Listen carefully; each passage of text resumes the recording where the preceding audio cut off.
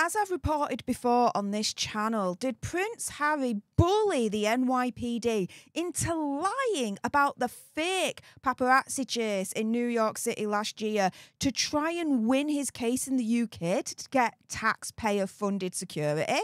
Well, in this video, I've brought your favourite DC lawyer on, John Witherspoon, for his reaction. And guys, you might be surprised with what he's about to say.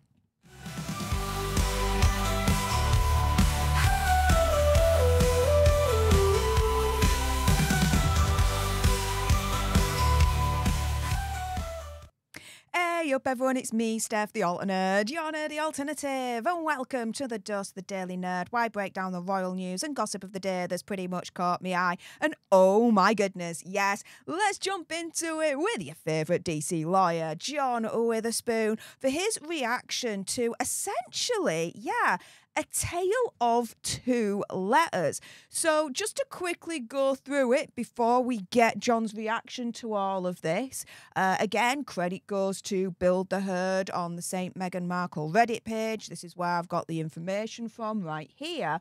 Firstly, we've got the September the 18th, 2023 letter from John B. Hart, Chief of Intelligence, to Chief Superintendent Richard Smith over in the UK.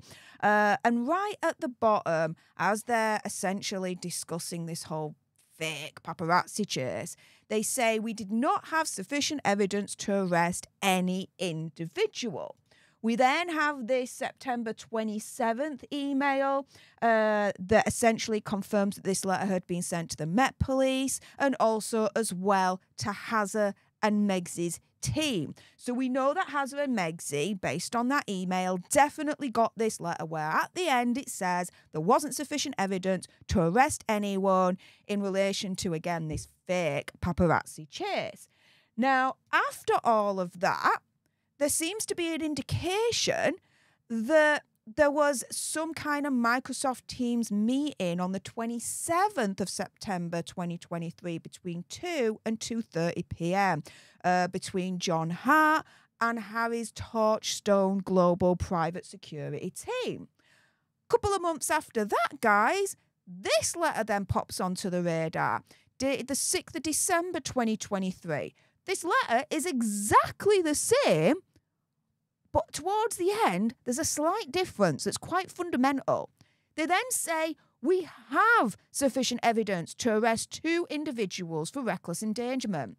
And we do know that this is the letter that Prince Harry has used in his ongoing fight in the UK to try and get taxpayer-funded security fully reinstated no matter what.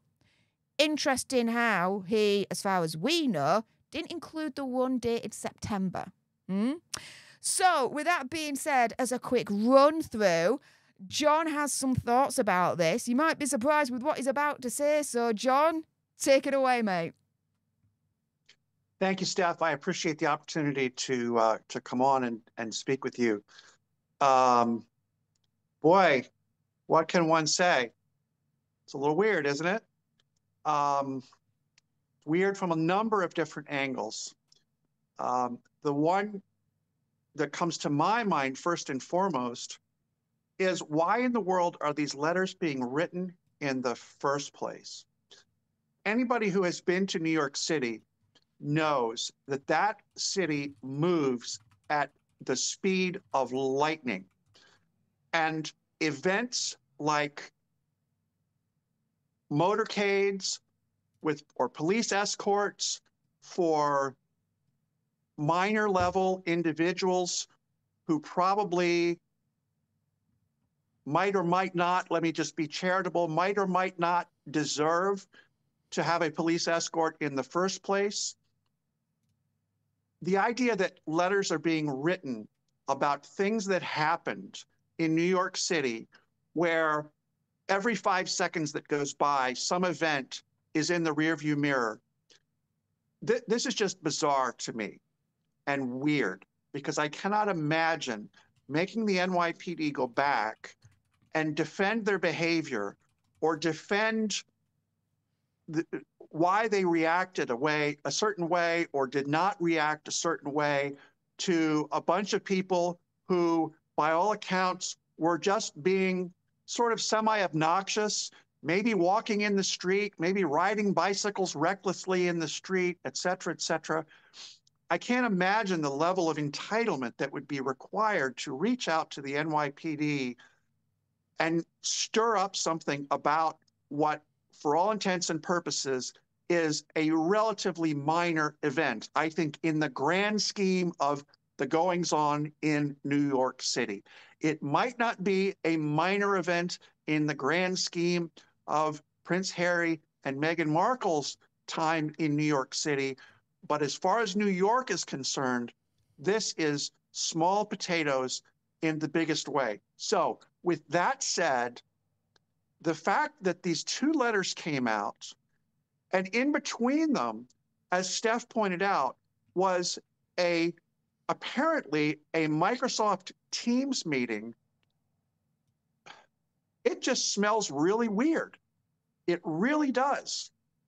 And again, the NYPD has a lot better things to do than make retroactive judgment calls on whether somebody, again, who darted into the street or who rode a motorcycle aggressively or a bicycle or ran up to a vehicle and took a picture through the window when it was stopped in traffic, the idea that they would have to deal with something like this just is very, very weird in my perspective. And not only that, who do they think they are telling the NYPD to basically find people to arrest, which in so many words is basically what they are doing? I don't understand it unless, again, Steph, as you said, there is some sort of ulterior motive in play where they are trying to build a case or trying to prove a point about, as you've indicated, their alleged need for armed protection when they're in the UK, which incidentally, I understand that they are entitled to, provided that they provide 28 days notice or 30 days notice or whatever it is. So it's not a question of them not being able to get armed protection when they're in the UK. It's just a question of them needing to provide advance notice, but apparently they don't like to do that. But again, it's just very strange. And my understanding is that these alleged people who were eligible to be arrested in this second letter were not ever arrested. Now, that's hearsay. I'm not saying that that's in fact the case, but as I understand it, no arrests ever resulted from this reconsideration of the facts that happened during this quote unquote near catastrophic car chase.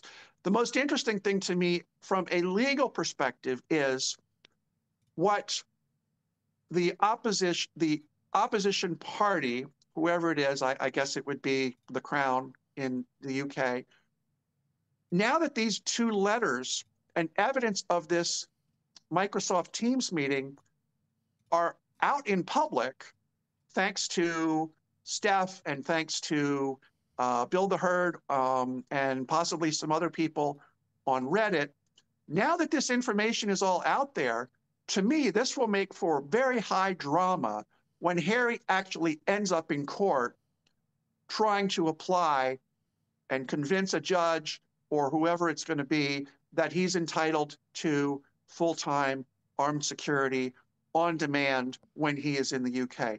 The contradiction in these letters, the difference in the first one and the second one, again, with the meeting in between them, could be really, really fascinating and highly dramatic when push comes to shove in court. And I think we'll all want to pay attention to exactly what is said, what evidence is brought forth, and how that will affect the outcome of Harry's case and his request for the armed police protection and security when he is in the UK. I think it could really, really be dramatic. There could be a lot of bombshells when people are forced to explain why there are two letters. And oh, by the way, was this meeting that was held in the middle, was that the catalyst for the second letter being produced and the fact that the second letter draws a different conclusion than the first letter did? Could be absolutely fascinating. Very worth looking forward to. Absolutely. And it calls a new question to my mind here, which is, if Prince Harry only submitted the December letter, which is what we understand he only did, but didn't submit the original letter back in September as well, could that actually be construed as Prince Harry misleading the court? Could he be in trouble with that? I mean, I'm talking, UK law here, but I would say something like that would be a little bit more universal in terms of American court system as well. Yeah, and that would be a great question for Black Belt Barrister if he's listening in. Hello, hello.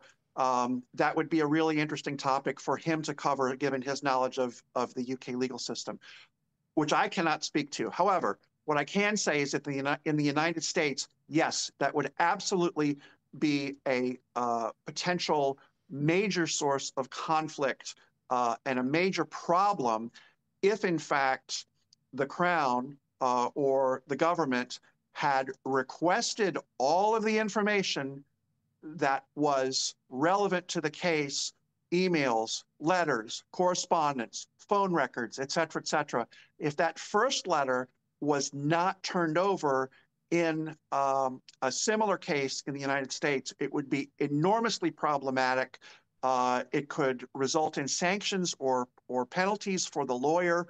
The judge could impose, if it was a jury case, the judge could throw out the existence of both letters, could give instructions to a jury telling them to disregard certain pieces of evidence. Yes, it could be very, very problematic. And again, a UK attorney or barrister would need to weigh in on that, but I suspect it would be similarly problematic in the United Kingdom.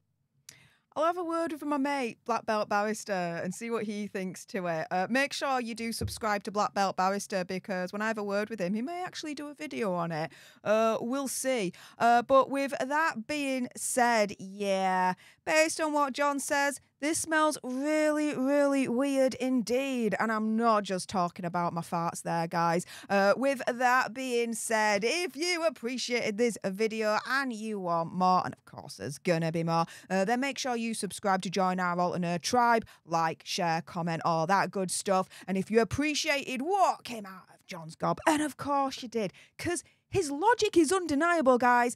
Make sure you head on over to his Instagram page at WitherspoonDC if you've got any questions for him regarding this video, the video we just released a couple of hours ago, or any other videos we've released on this channel together. Then this is the only way you're able to contact him. He may not be able to answer all your questions, but it is a way to reach him nonetheless. With that being said, thank you so much for tuning in. I hope you guys have a wonderful Christmas wherever you are in the world. And until the next time, you guys, laters.